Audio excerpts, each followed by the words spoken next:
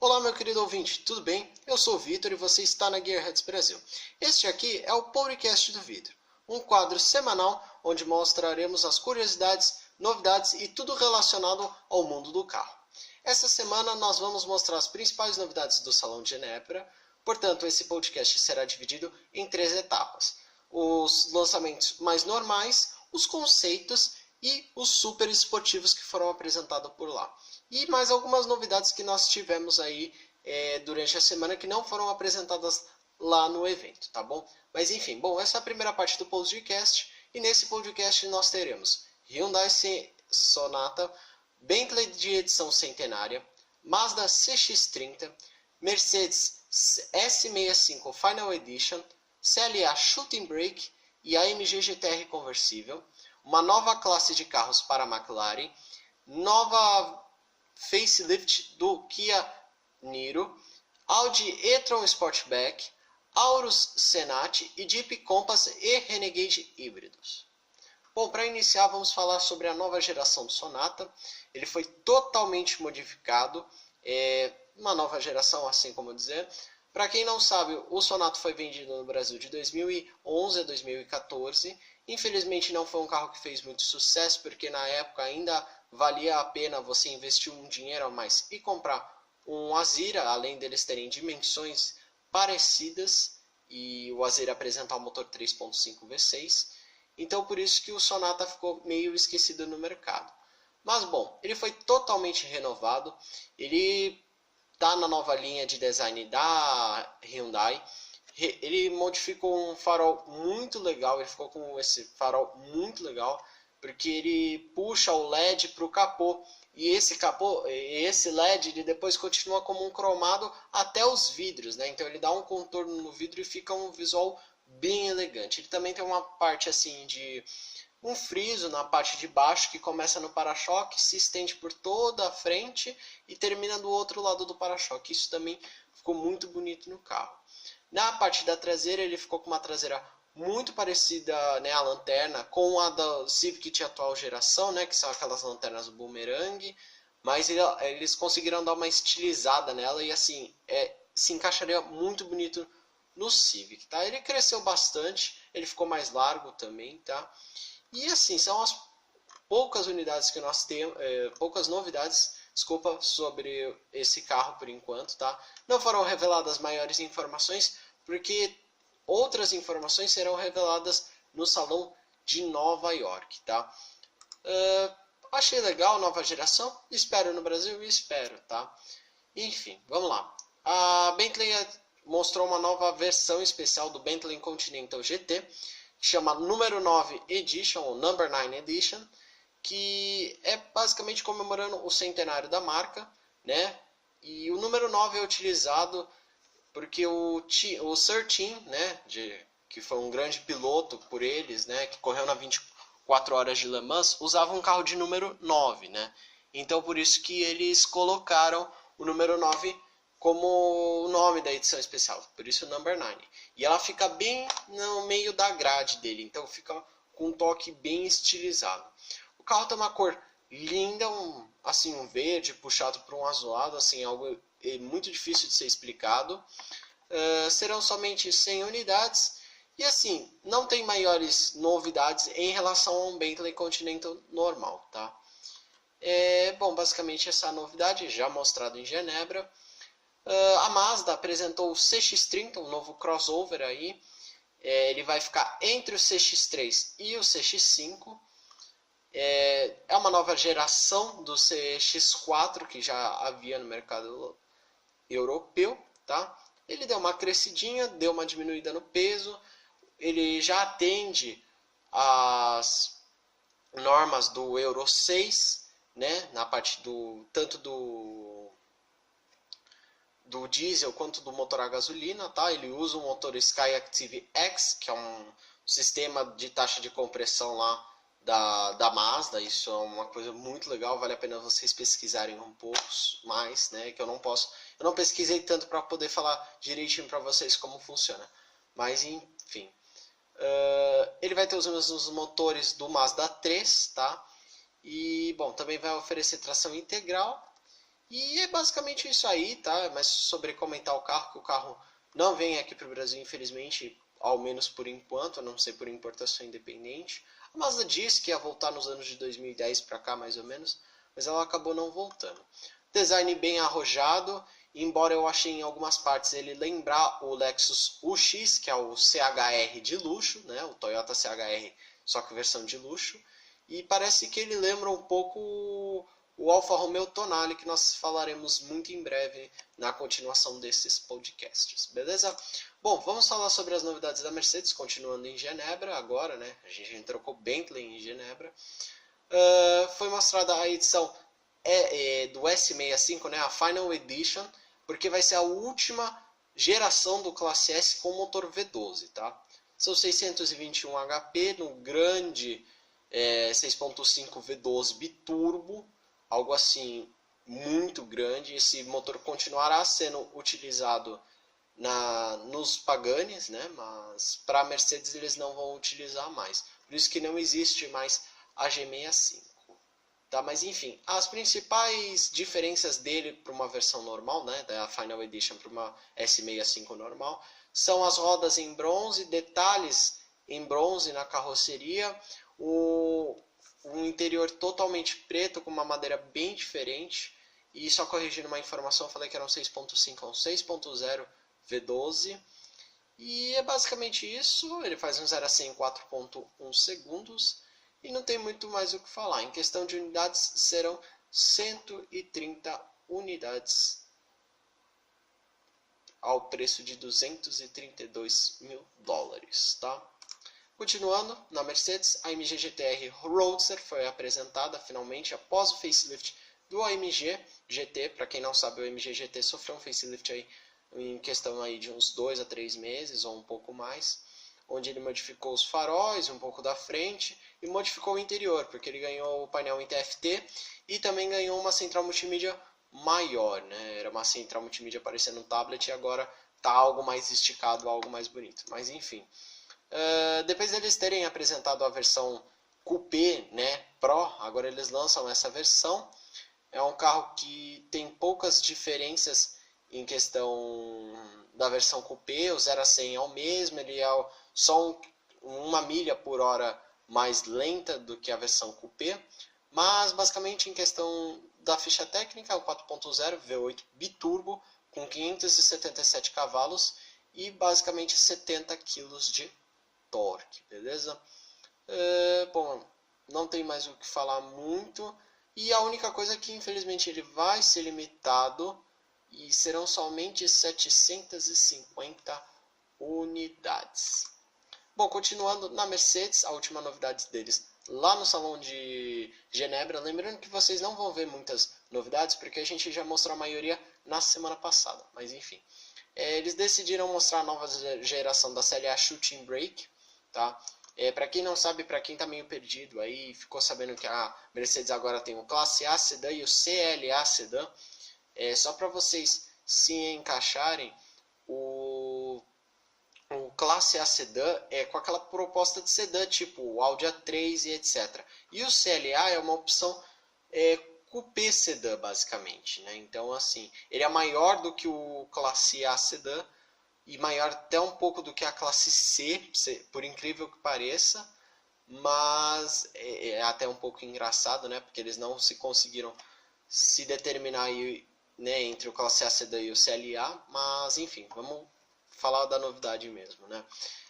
A CLA Shooting Brake provavelmente é a última variante de carroceria da Classe A lançada, né, para tipo, basicamente fechar ela. São 505 litros no porta-malas e 10 litros a mais que a antiga geração. Ela é feita a partir da base da Classe B, com poucas modificações. Continua usando o mesmo motor 2.0 turbo de 225 cavalos já apresentado na classe A, tá? E em breve será lançada as versões 35, 45 e 45S, tá? BY AMG, basicamente. Eu não tenho muito o que falar, ela cresceu um pouco, ela basicamente é o sedã com a capotinha no porta-malas. Mas enfim, não tem muito o que detalhar sobre o carro. A McLaren teve uma conferência assim básica, mas foi muito legal porque eles mostraram, além desse McLaren GT, eles mostraram o 600LT MSO, mostraram uma 720S Spider, o Speedtail e etc. Mas eles mostraram esse GT aí, que basicamente só foi um anúncio do carro, tá? E ele vai se encaixar numa nova classe de carros, né?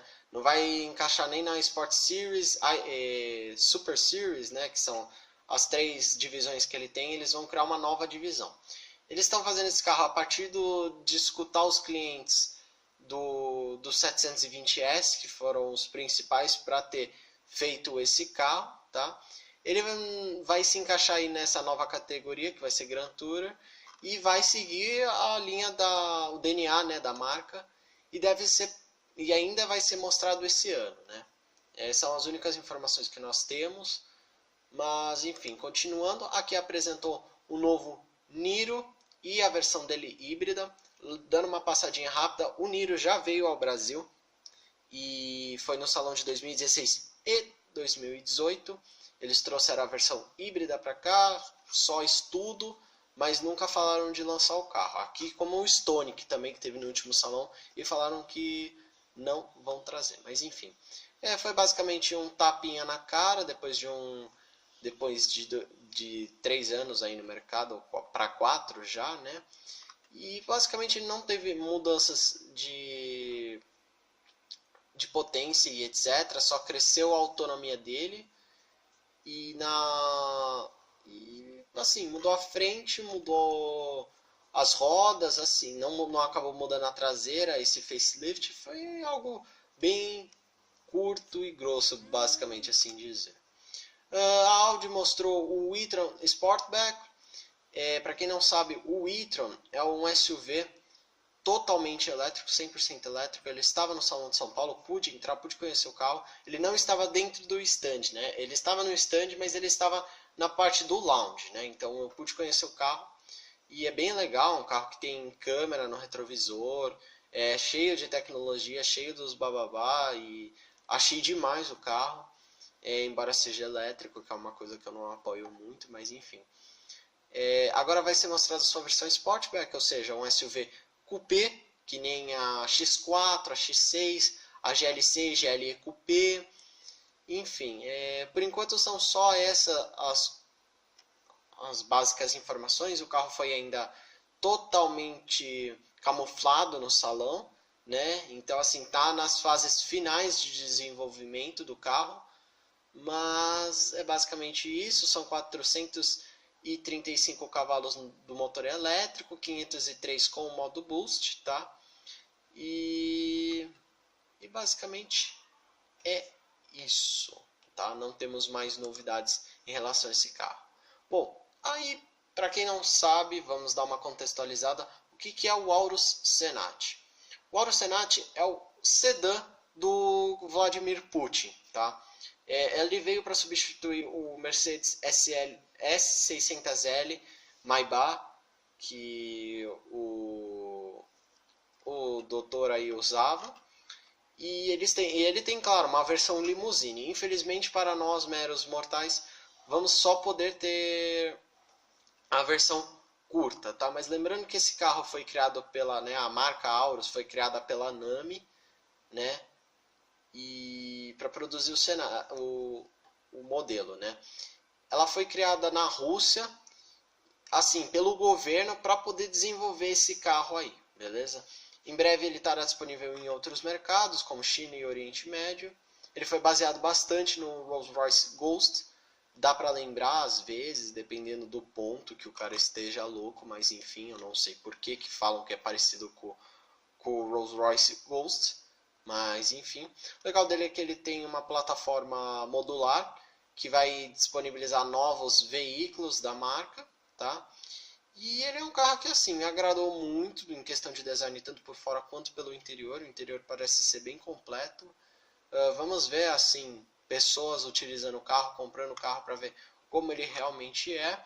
Ele parece ser bastante luxuoso. E bom, lembrando que ele tem um motor V8 4.4 litros que é feito pela Porsche. É isso mesmo que vocês ouviram. O carro tem um motor Porsche, que provavelmente é o mesmo utilizado pela Cayenne e Panamera. São 598 cavalos, tá? E 0 a 100 é feito em menos de 6 segundos, tá? São 5,8 se eu não me engano. Auro Senati, o que dizer sobre ele? Aqui é o John, editor do canal, e me senti obrigado a dar minha opinião em relação a este modelo, porque ele foi motivo de discussão dentro do nosso grupo. E o que eu acho do carro? Ele é horrível, é muito feio.